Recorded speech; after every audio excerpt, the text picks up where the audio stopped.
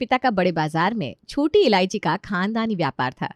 व्यापार कैसा चल रहा है, दुकान से कितनी आमदनी होती है, ये बात राघव के पिता रामजी लाल अपनी परछाई को भी नहीं बताते थे। एक दिन, मेरे सारे दोस्त महंगी महंगी गाड़ियों में घूम रहे हैं, आप भी एक गाड़ी ले लो ना, हमारी भी समाज में थोड़ी इज्जत बढ़ जाएगी। पापा, तुझे पता भी है मैं घर कैसे चला रहा हूँ, आमदनी ना के बराबर है। और बेटा ये समझ ले किसी तरह तेरी पढ़ाई लिखाई और दाल रोटी का खर्चा निकाल पा रहा हूँ दुकान से।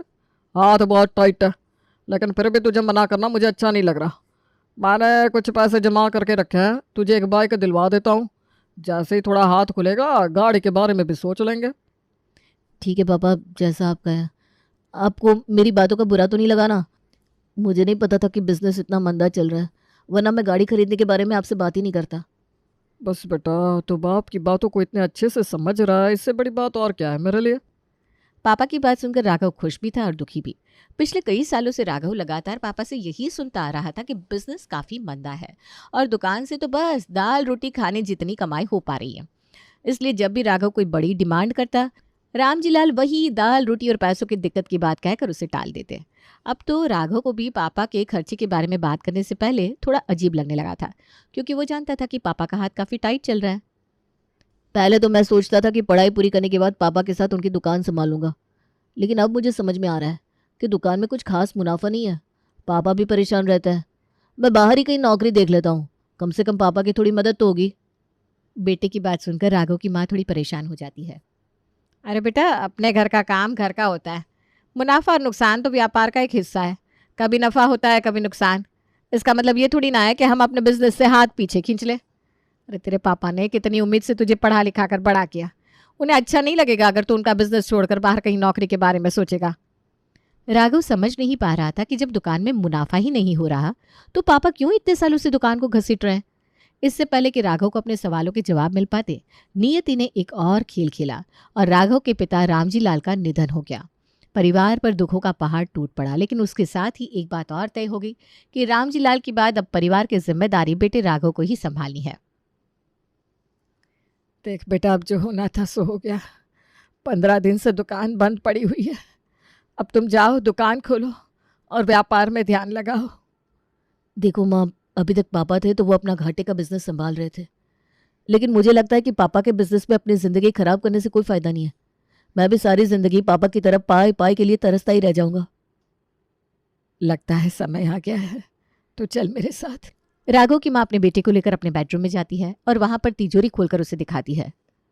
ये इतना पैसा कहाँ से आया माँ? किसका पैसा है ये? हमारा पैसा है, और किसका। कितने सालों से तुम्हारे पापा बिजनेस कर रहे हैं, हमारे पास क्या पैसा नहीं होगा। लेकिन हमारा बिजनेस तो पिछले कई सालों से लगातार घाटे में चल रहा है ना। अरे बेटा, तू भी ना बहुत सीधा है, लगता ही नहीं कि तू रामजी लाल की औलाद है। वो सब कहने की बातें होती है। हमारा बिजनेस अच्छा नहीं बल्कि बहुत अच्छा चल रहा है। लाखों रुपए का बैंक बैलेंस है हमारे पास, और शहर की महंगी लोकेशंस पर प्रॉपर्टी है तुम्हारे पापा की। मम्मी, क्या फ़ायदा इतने पैसे का? अगर आप लोगों के पास इतना पैसा था, बिजनेस इतना अच्छा चल रहा था, तो सारी ज़िंदगी मेरे सामने रोना क्यों रो रहे थे आप लोग? ना ढंग से कपड़े पहनने दिए, ना अच्छा खाना खाना दिए, ना खर्चा करने के लिए पैसे दिए। इन रुपयों का क्या तिजोरी में रखकर अचार डालना है? बस तेरी इन्हीं हरकतों की वजह से तेरे पापा ने कभी तुझे खुलकर नहीं बताया कि उनकी आमदनी कितनी है, वरना तू तो दोनों हाथों से लुटाना शुरू कर देता। अरे बेटा, एक व्यापारी को हमेशा ऐसा ही होना चाहिए। अगर सारी दुनिया को सेठ बनकर दिखाओगे ना तो ये दौलत 4 दिन भी नहीं टिकेगी। और वैसे भी ज़्यादा चमकती हुई चीज़ पर सारी दुनिया की नज़र पड़ती है, और जिस पर ज़्यादा लोगों की नज़र पड़ती है ना, उसे नज़र लग भी जाती है। काम ऐसा करो कि अपनी परछाई को भी पता ना लग पाए कि वास्तव में तुम क्या हो। और ये नौकरी नौकरी करने का रट्टा लगाना बंद करो। कल से पापा का बिजनेस संभालो। पहले ही इतने दिनों तक दुकान बंद रही है, बहुत घाटा हो गया। तुम्हारे पापा की आत्मा उस दुकान में ही बसी हुई है। ये दुकान को खोलने में जितनी देरी करोगे उनकी आत्मा को उतनी ही तकलीफ पहुंचेगी। माँ की बात सुनकर राघव खुशी खुशी दुकान संभाल लेता है और माँ के दिए हुए गुरु मंत्र को भी अपना लेता है कि दौलत चाहे जितनी भी हो, लेकिन उसका दिखावा कभी नहीं करना। और इस तरह राघव भी अपने पिता की तरफ पैसा ना होने का रोना रोना शुरू कर देता है। कुछ दिन बाद, अरे मीनू, अब तो जीजा जी को गए 1 साल हो गया। मैं तो कहती हूँ अपने राघव के लिए एक अच्छी सी लड़की देखकर उसके हाथ पीले कर दे। अब जिम्मेदार हो गया है तेरा राघव। जीजा जी का बिजनेस संभाल रहा है, घर की पूरी जिम्मेदारी उसके कंधों पर है। तो समझ रही है ना मैं क्या कह रही हूँ? समझ रही हूँ जीजी, लेकिन कोई लड़की भी तो मिले हमारे मेल की। अरे लड़की बताने के लिए ही तो तुझे आज फ़ोन किया है। लड़की राघव के मेल की ही है। बस तू हाँ भर तो मैं आगे बात चलाऊं। मौसी की बात सुनकर राघव की माँ मीनू राघव और करिश्मा की शादी की बात चलाती है और जल्दी ही करिश्मा राघव की सगाई हो जाती है। एक दिन बहन जी, सुना है आपकी राघव की भी जल्दी शादी होने वाली है। बिल्कुल सही सुना है आपने। पर क्यों, क्या हुआ, ऐसा क्यों पूछा आपने? बस बहन जी, आपको आगाह करना चाह रही थी कि आजकल ना ज़माना बड़ा ख़राब है। लड़कियों ने शादी को एक धंधा बना लिया है। जानकर पहले पैसे वाले पार्टी को फंसाती है, फिर शादी के कुछ ही दिनों बाद छोटी छोटी बातों पर झगड़ा करना शुरू कर देती है। कुछ महीनों में बात तलाक तक पहुंच जाती है और उसके बाद वो चलाती है अपना ब्रह्मास्त्र। पति के परिवार पर एलिमनी लेने का केस करती है और पति की आधी दौलत उड़ाकर ले जाती है। बहन जी, कितनी शान से दुल्हन बनाकर लाए थे हम शिवानी को, लेकिन देखिए 6 महीने भी नहीं बीते उसने 50 लाख का केस ठोक दिया। हम तो कंगाल हो गए बहन जी। सारी सेविंग बेटे की शादी में लगा दी थी। सोचा था एक ही बेटा है, कौन जानता था ये दिन देखना पड़ेगा। पड़ोसन की बात सुनकर अब मीनू भी गहरी चिंता में पड़ जाती है। कुछ ही दिनों में करिश्मा मीनू के घर दुल्हन बनकर आ जाती है शादी के बाद। राघव बेटा, आज मैं तुझे एक गुरु मंत्र देने जा रही हूँ। देख, पत्नी के सामने कभी अपने रुपए पैसे की नुमाइश मत करना। आजकल ज़माना बड़ा ख़राब है। लड़कियाँ मेहनत से कमाई हुई दौलत को एक पल में लेकर फुर्र हो जाती है। और दुख की बात तो यह है बेटा कि कानून भी उनका ही साथ देता है। इसलिए पत्नी के सामने बस गरीब बने रहो। उसे कभी खबर ना लगने देना कि तुम्हारी कमाई कितनी है और बैंक में कितना रुपया है। समझ गया माँ, जैसा आप कहो। शादी के बाद माँ, पापा ने कभी घर के फर्नीचर और इंटीरियर की ओर ध्यान ही नहीं दिया। आप कहो तो घर के लिए थोड़ा लेटेस्ट स्टाइल का फर्नीचर बनवा ले। कब तक ये पुराने सोफे और तख्त पर सोते रहेंगे। हाँ बेटा, जैसा तुझे ठीक लगे। राघव घर के लिए सोफे और बाकी का फर्नीचर मंगवा देता है। वाह राघव, ये सोफा और फर्नीचर तो काफ़ी सुंदर है। काफ़ी महंगा लगता है, कितने का लिया? माँ ने कहा है कि करिश्मा के सामने अपने पैसों की नुमाइश नहीं करनी। इससे सच नहीं बताऊंगा कि सोफ़ा 1 लाख का है। सोफ़ा 25,000 का है। ऑफर था तो मैंने पूरे घर का नया फर्नीचर ले लिया। पैसे तो नहीं थे, लेकिन मैंने किस्तें बनवा ली है। अब तुम आ गई हो घर में तो तुम्हारे लिए मैं इतना तो कर ही सकता हूँ। आप बहुत अच्छे हो राघव, आपने मेरे बारे में इतना सोचा, मुझे बहुत अच्छा लगा। Thank you. अरे वाह, माँ की सीख तो बड़ा काम आई। एक तीर से 2 निशाने लग गए। राघव, तुम्हारा घर तो काफ़ी अच्छा बना हुआ है। शादी से पहले तो तुम कहते थे बस 3 कमरे का मकान है, लेकिन ये तो किसी कोठी से कम नहीं लगता। अरे ये हमारा पूछते नहीं घर है। कोठियाँ कोई ऐसी थोड़ी ना होती है। ये सब टाइल पत्थर जो घर में लगा ना, सब सस्ती क्वालिटी का है। करिश्मा बेटा, ये तेरा मुंह दिखाए का गिफ्ट कैसा लगा? माँ जी बहुत खूबसूरत है। डायमंड का है ना? अरे डायमंड नहीं बेटा, अमेरिकन डायमंड। बस 2000 का सेट है ये। लेकिन बेटा, मैंने इतने प्यार से दिया है, उसे डायमंड की तरह संभाल कर रखना। हाँ जी माँ जी, जैसा आप कहें। और ये मेरी तरफ से तुम्हारे लिए। अब ये अंगूठी भी नकली है क्या? नहीं नहीं, सोने की है। बस इसमें लगा डायमंड नकली है। डायमंड रिंग तो 1 लाख की थी, ये 25,000 में आ गई। राघव और मीनू हर बात में करिश्मा से झूठ बोलने लगे थे। करिश्मा भी उनकी बात सुनकर सच मान लेती थी। उसने कभी सोचा ही नहीं था कि उसकी सास और पति उससे झूठ भी बोल सकते हैं। शादी को कुछ दिन बीत गए थे। एक दिन जब राघव दुकान से वापस आया तो उसने देखा उसकी पत्नी एक साड़ी को पहनकर इतराती घूम रही थी। करिश्मा, ये साड़ी कब ली तुमने? अच्छी है ना? मैंने ऑनलाइन मंगवाई है, पूरे 10,000 की है। आपने भी तो शादी में मुझे एक भी महंगी साड़ी नहीं दिलवाई। किसने कहा तुझे महंगी साड़ियाँ नहीं दिलवाए? आप ही ने बताया था ना माँ जी कि मेरी सब साड़ी आप थोक की दुकान से सस्ते में लाई हो। अब करिश्मा की बात सुनकर बेचारी मीनू के पास कोई जवाब ही नहीं था। सुनिए ना, सब सस्ता सामान ही है मेरे पास, इसलिए मैंने कुछ महंगी साड़ी और ज्वेलरी मंगवाई है। अच्छा लगता है क्या कि मैं मायके जाऊँ तो सस्ती साड़ी और गहने पहनूं? और अगले महीने मेरी बुआ की बेटी की शादी भी है, इसलिए अभी से मैंने शॉपिंग करना शुरू कर दिया है। राघव बेटा, तेरी बीवी अगर ऐसे ही पैसे खर्च करती रहेगी तो हमारी तिजोरी में जो पैसा रखा है ना, उसे खाली होते ज़्यादा देर नहीं लगेगी। आप ठीक कह रही हो। अगर ये करिश्मा ऐसे ही खर्च करती रही ना, तो हम बहुत जल्दी सड़क पर आ जाएंगे। इसके खर्चों को रोकने के लिए कुछ ना कुछ उपाय तो करना ही पड़ेगा। मैं ऐसा करता हूँ, इसको जाकर बोलता हूँ कि बिजनेस में बहुत बड़ा लॉस हो गया है और अभी तक तो दाल रोटी का खर्चा निकल रहा था, वो भी निकलना मुश्किल हो रहा है। जब घर में घाटे की बात पता चलेगी तो वो खुद खर्चा करना बंद कर देगी। बिल्कुल सही कहा बेटा तूने। मुझे लगता है तेरा आइडिया काम कर जाएगा। राघव पत्नी के पास जाता है और मुंह लटका कर बैठ जाता है। क्या बात है राघव, कोई परेशानी है क्या? आप बहुत परेशान दिख रहे हो। अब तुमसे क्या छुपाऊं करिश्मा, तुम मेरी जीवन साथी हो, तुम्हें तो इस घर के हर सुख दुख के बारे में पता होना ही चाहिए। बिजनेस तो पापा थे तब से ही काफ़ी मंदा हो गया था, लेकिन फिर भी दाल रोटी का खर्चा चल ही रहा था। लेकिन पापा के जाने के बाद तो जैसे धंधा धीरे धीरे बढ़ता ही जा रहा है। अब तो ये हालत हो गई है कि लेनदार दुकान पर अपना कर्ज मांगने के लिए आने लगे हैं। समझ में नहीं आता करूँ तो क्या करूँ। अभी कल ही अग्रवाल जी का फ़ोन आया था, पूरे 10 लाख का कर्जा है मुझ पर।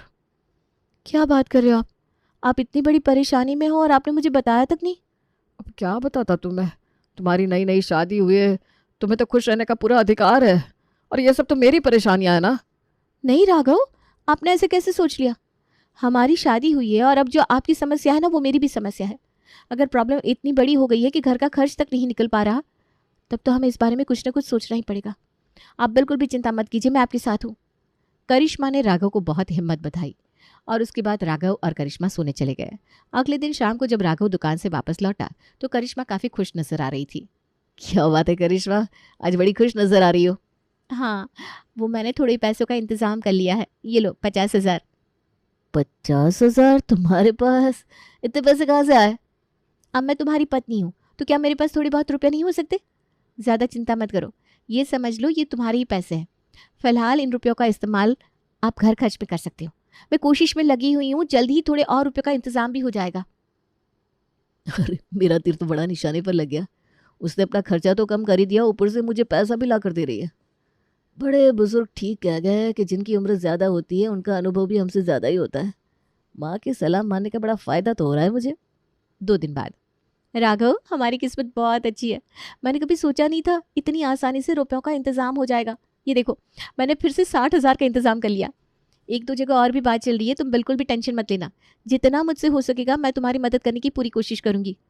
वो सब तो ठीक है करिश्मा, लेकिन तुम तो घर में ही रहती हो, फिर इतने रुपए कौन दे रहा है तुम्हें? आप मुझ पर शक कर रहे हो क्या राघव? आपको अपने पति पर भरोसा नहीं है? मैंने आपसे कहा ना कि आप ये समझ लो ये सब पैसे आपके अपने ही हैं। समय आने पर मैं बता दूंगी ना। अभी आप आम खाओ, गुटलियों को गिनने में अपना समय वेस्ट मत करो।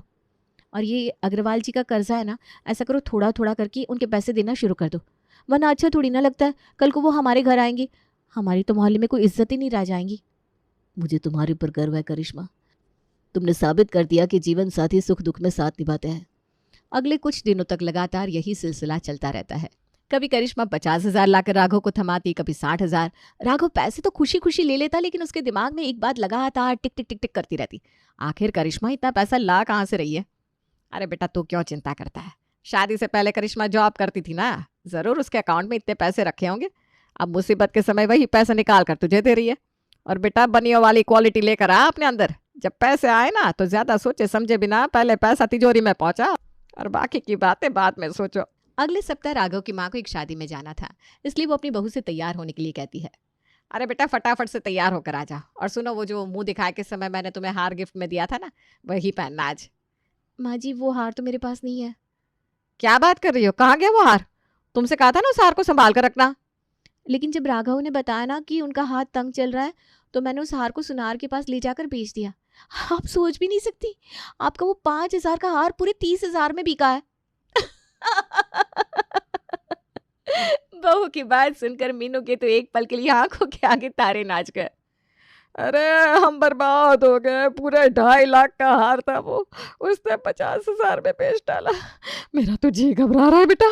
पिछले 1 हफ्ते से जो ये किश्तों में हमें पैसे दे रही है, पता नहीं क्या क्या बेच डाला होगा इसने। तू इसे अपने कमरे में ले जा और प्यार से पूछ, इतने रुपये ये क्या क्या बेच कर ला कर आई थी। मेरे अंदर तो इतनी सहन शक्ति भी नहीं है कि मैं तेरी बीवी की इसके आगे कुछ भी बात सुन सकूं। माँ की बात सुनकर अब राघव के चेहरे पर भी चिंता की लकीर आ गई। एक बात बताओ, क्या जो मैं सोच रहा हूँ वो सच है? वो सब पैसे जो तुम मुझे दे रही थी, क्या क्या बेचा तुमने? इससे पहले कि करिश्मा राघव को जवाब दे पाती, दरवाजे की घंटी बजती है। अरे लगता है वो लोग आ गए। कौन लोग? किसे बुलाया तुमने? अरे रुको जरा, पहले मैं देख लूँ दरवाजे पर कौन है, फिर तुमसे बात करती हूँ। करिश्मा ने जाकर दरवाजा खोला तो देखा कि सामने 2 लोग खड़े हुए हैं। जी भाई साहब, ये रहा सोफा, आप ले जाइए। हमारा सोफा? लीजिए मैडम, आपके 30,000। मैडम ने ये सोफा 30,000 में बेचा है। अरे हमें कोई सोफा नहीं बेचना, आप सोफा वापस रखो और जाओ यहाँ से। राघव, क्या कर रहे हो ये? भैया आप सोफा लेकर जाइए, इन्हें मैं संभालती हूँ। सोफा लेने आए हुए आदमी 30,000 करिश्मा के हाथ में रखते हैं और सोफा उठाकर वहां से ले जाते हैं। अरे पागल औरत, क्या कर दिया तुमने? मेरा सोफा 30,000 में बेच दिया। अभी तो खरीदा था मैंने। पागल मैं नहीं, पागल तुम हो। तुमसे बड़ी बिजनेस माइंडेड मैं हूं। तुमने 25,000 का सोफा खरीदा और मैंने 30,000 में बेच दिया। बस करिश्मा बस, अब और मदद मत करना मेरी, वरना मेरा दिवाला निकल जाएगा। देखो राघव, इस समय हमारे पास पैसों की तंगी है। कर्जदार हमारे घर आकर कर्जा मांग रहा है। ऐसे समय में गए नए कपड़े और ये लग्जरी का सामान इंपॉर्टेंट नहीं है। इंपॉर्टेंट यह है कि हम पहले अपना कर्जा उतारे। इसलिए मैंने अपनी सारी ज्वेलरी अच्छे दामों पर बेच दी।